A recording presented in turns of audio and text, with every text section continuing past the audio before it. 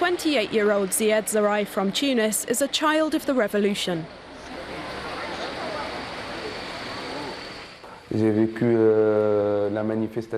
I was there for the protests in 2009 when Ben Ali was still dictator. A lot of young people, students in particular, were detained at the university and thrown in prison. That's why I chose to campaign for my people. I decided to fight for a different Tunisia with democratic values. In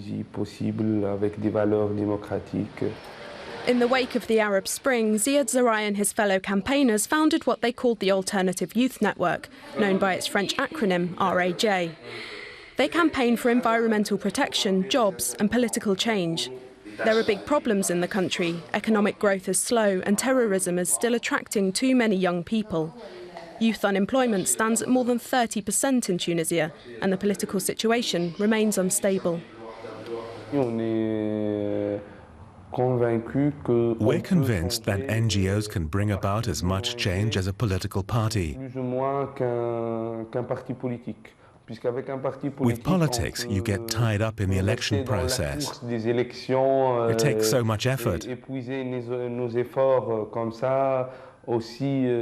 And Tunisians have just had enough of politicians, especially after the revolution, when we had more than 120 parties. Today, the activists and other NGOs are meeting with the Ministry of the Environment. They're discussing preparations for the UN Climate Change Conference in November in Bonn, Germany. Ziad says this never happened under the dictator. Politicians actually discussing things with young people.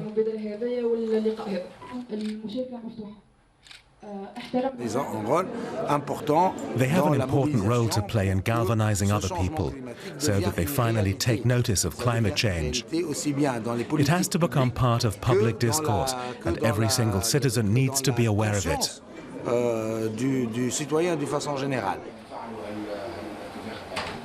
Ziad says people's relationship with politics is still far from what he thinks it should be.